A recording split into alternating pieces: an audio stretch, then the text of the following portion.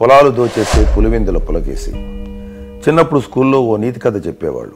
ఓ పిల్లాడు పక్కింట్లో ఉన్న తోటకూర కాడలు దొంగిలించి తీసుకువస్తే చివాట్లు పెట్టి దొంగతనం చేయకూడదు అని చెప్పాల్సిన తల్లి ఏమీ అనలేదు. తోటకూర కాడలు పులుసు పెట్టి వడ్డించింది. పిల్లాడు పెద్దయ్యాక గజ దొంగగా మారాడు. రాజభటులు పట్టుకుని శిక్షిస్తే, అమ్మా తోటకూర నాడైనా చెప్పకపోతివే అని ఏడ్చాడు. నేను చెప్పే విషయానికి ఈ నీతి కథకి లింక్ ఏంటో తర్వాత చెప్తాను. హైదరాబాద్లో శివశివాని స్కూల్. ఆ స్కూల్లో 10వ తరగతి పరీక్ష పేపర్లు దొంగిలించారు. ఎవరు చేశారు, ఎందుకు చేశారు అని పెద్ద అలరైంది. స్కూల్ స్టూడెంట్స్ చేశారు అని అన్నారు. వాళ్ళ వెనక ఉన్నది జగన్మోహన్ రెడ్డి, వైఎస్ రాజశేఖర రెడ్డి గారి కొడుకు అని తేల్చారు. ఆ దొంగతనం గొడవ పెద్దది కాకుండా చూశారు. అయితే ఈ విషయాన్ని ఆంధ్రప్రదేశ్ అసెంబ్లీలో తెలుగుదేశం ఎమ్మెల్యేగా ఉన్న కాల్వ శ్రీనివాసులు గారు గుర్తు చేశారు. నాడు పరీక్ష పేపర్ల దొంగలకు మాస్టర్ మైండ్గా ఉన్న జగన్ ముఖ్యమంత్రి అయినప్పటి నుంచి మన ఆస్తులను దోచుకోవడం కోసమే స్కెచ్లు వేశాడు. అందుకు తనకు కావలసిన విధంగా చట్టాలు రాసుకుంటున్నాడు. వ్యవసాయ భూములు ఈరోజు మీ పేరు మీద ఉన్నవి. తెల్లవారేసరికి ఎవరి పేరు మీదకు మారిపోతాయో తెలియవు. మీ పొలం ఎక్కడో పులివెందుల పేటలో ఉన్న వాళ్లకు, తాడేపల్లి కోటలో ఉన్న వాళ్ళ మనుషులకు వెళ్ళిపోతాయి. మీ ఆస్తికి మీరు యజమాని కాకుండా పోతారు. రికార్డులు కూడా మారిపోతాయి.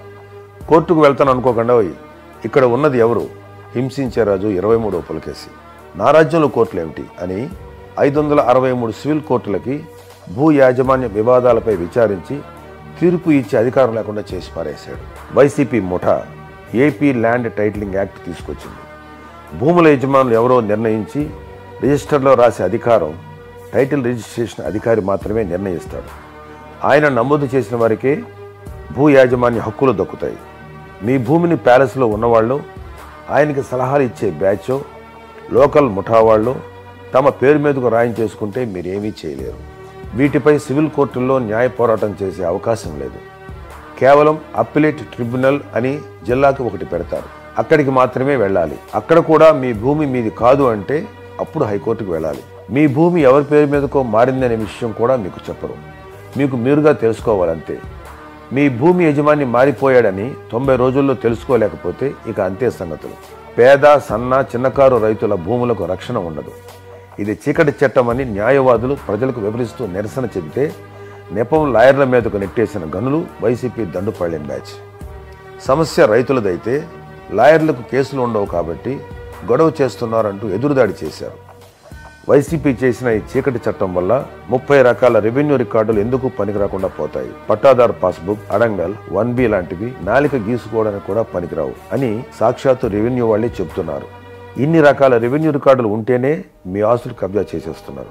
అలాంటిది ఈ ఆధారాలు ఏవీ చల్లకుండా పోతే మీ పొలాలు ఎవరి చేతిలో పోతాయో కూడా ఊహించలేము.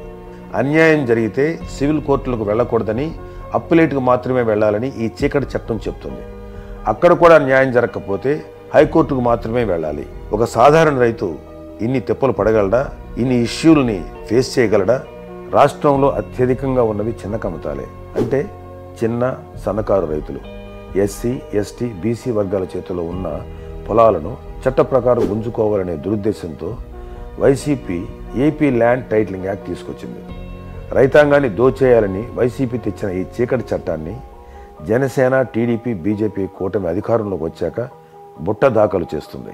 తోటకూర కాడల దొంగలాంటి పులకేసిని 10వ తరగతి పేపర్లు దొంగతనం చేసిన రోజునే ఆ తల్లి అట్లకాడ కాల్చి 4 వాతులు వేసి ఉంటే చాలా బాగుండేది.